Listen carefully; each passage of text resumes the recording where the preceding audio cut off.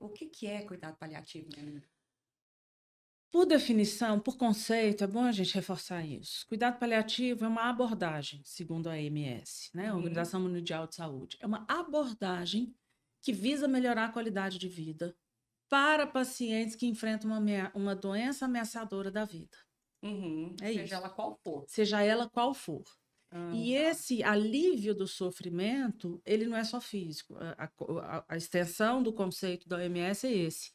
Numa perspectiva não só física, mas também psicológica, emocional, social e espiritual. Então, cuidado paliativo é cuidar de quem está sofrendo.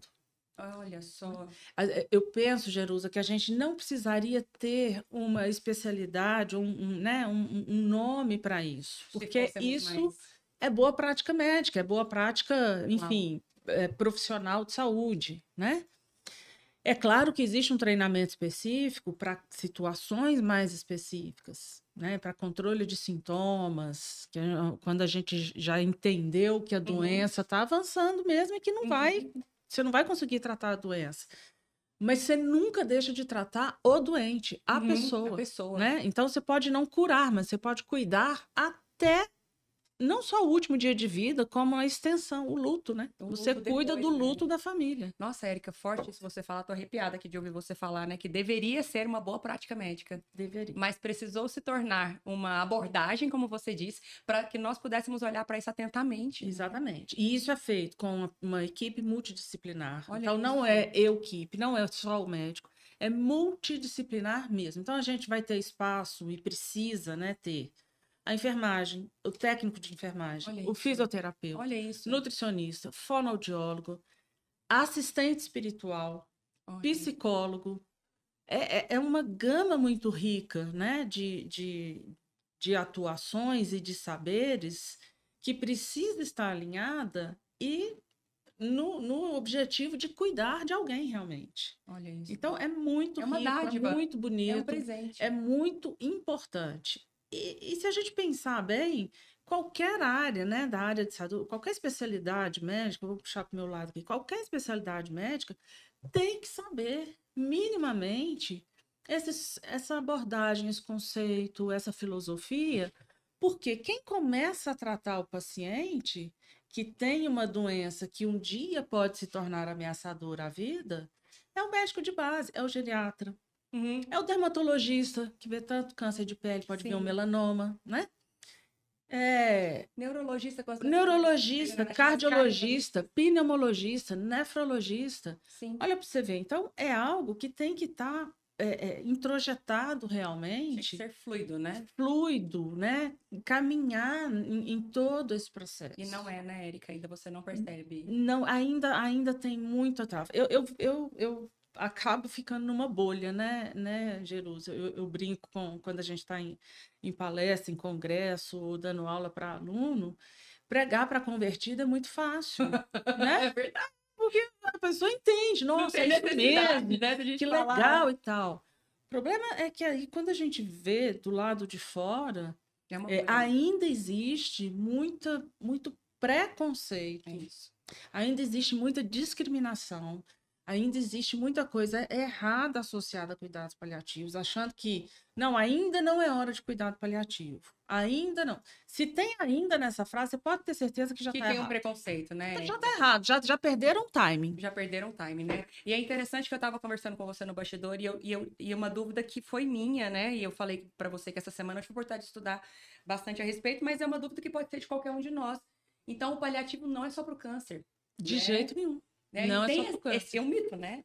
Esse é um mito forte também, né? Só o paciente com câncer que precisa dos cuidados É, paliativos. E o câncer, sem dúvida alguma, é uma doença impactante, né? É uma doença que existe uma construção social das pessoas, até como performar o câncer, né? Sim, Como adoecer de câncer.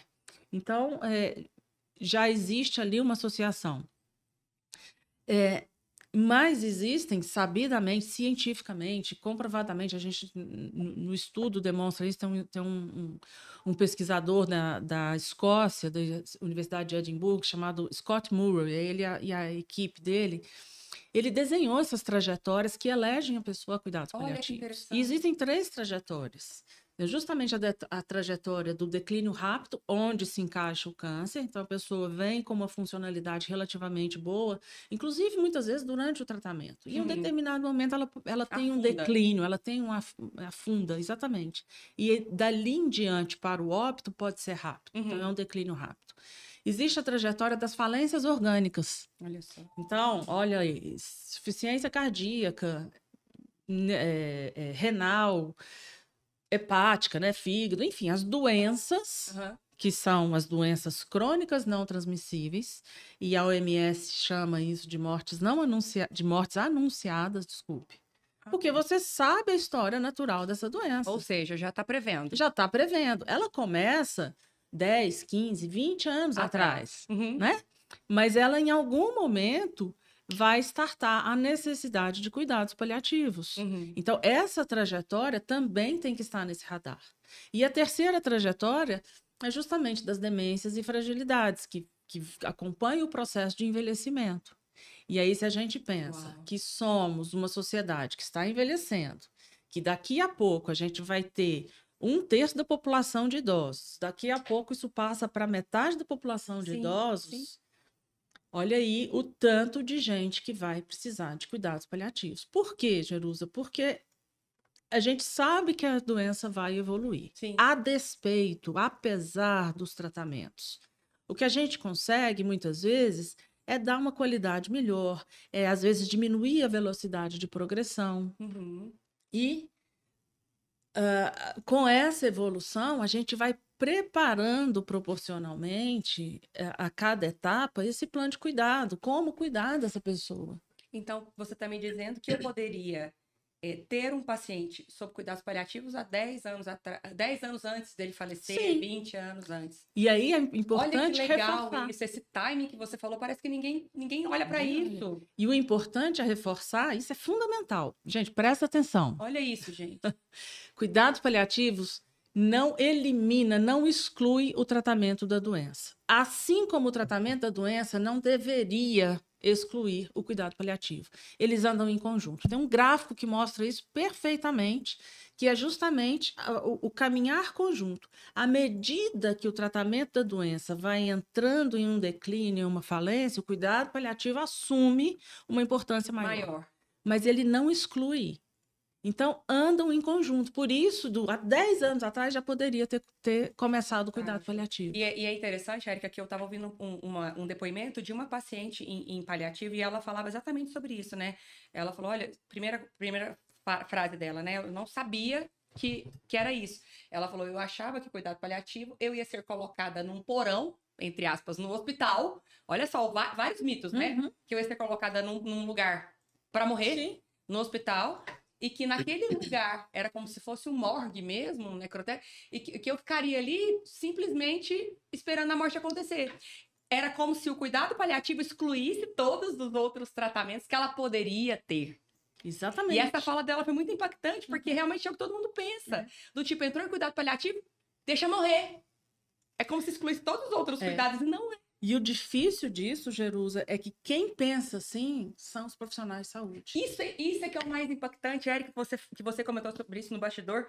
É muito louco poder pensar nisso. Como assim? O preconceito vem da gente mesmo? Vem da gente mesmo. A resistência maior, ela é institucional. A resistência maior são dos próprios profissionais, porque reforçam ou pensam, né, de uma forma muito distorcida, essa ideia de que, bom, então não tem mais nada para fazer.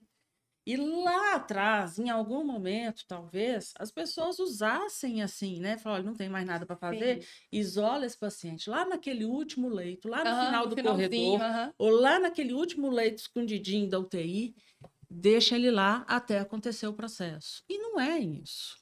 Na verdade, as pessoas, né? A gente fala, sim, da morte, entende a morte como um processo natural. Esse é um dos princípios do cuidado paliativo. Mas na verdade, a gente fala de vida. De vida, né, amiga? A gente proporciona a vida. A gente valoriza a vida. Cada dia, cada minuto, cada dia. Agora, nada melhor para a gente dar valor à vida do que a certeza da terminalidade. Da terminalidade, né? Da proximidade. E não é essa certeza abstrata de que um dia. Um dia, né? A única certeza da vida é a morte. Não, meu filho. Né? Então, ó que vamos falar sobre isso? Você tem uma doença que pode evoluir de tal forma, que pode ser assim, ou em cada etapa da história, em cada etapa dessa evolução. Vamos cuidar disso. Mais lindo. Eu costumo dizer, Jerusi, e eu acho isso tão fantástico, assim, eu levo isso para os pacientes e para as famílias dos pacientes, eu faço cuidado paliativo domiciliar. Pois é, hoje vamos falar sobre E isso. eu costumo dizer que a morte, para mim, eu entendo a morte para mim como um parto ao avesso. Uhum. Eu não sei para onde que vai, eu acredito que vai para algum lugar, para alguma coisa, mas enfim, os mistérios que estão aí não me causa nenhuma angústia precisar saber isso, Uhum. onde que vai. Eu É. só acho que eu vejo assim, eu entendo a atmosfera da morte, para mim ela parece uma sala de parto. É. É um parto ao avesso. Quando eu entendi Olha isso, isso. quando eu percebi O parto isso, talvez muito forte. o que que. Peraí, então, se o desfecho daquela doença é um parto ao avesso, a morte, o que eu faço com essa pessoa antes disso chama pré-natal. Pré-natal. É. E aí eu cuido. Né? Olha que oportunidade de cuidar. Eu cuido da pessoa até o momento do parto e depois de quem fica, né?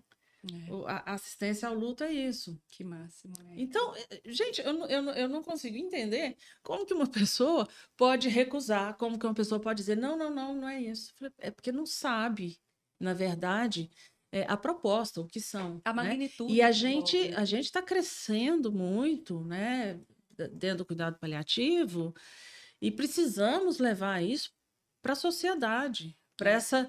Precisamos desconstruir socialmente, né, Sim. essa distorção dos cuidados paliativos e ajudar a reconstruir de uma outra forma.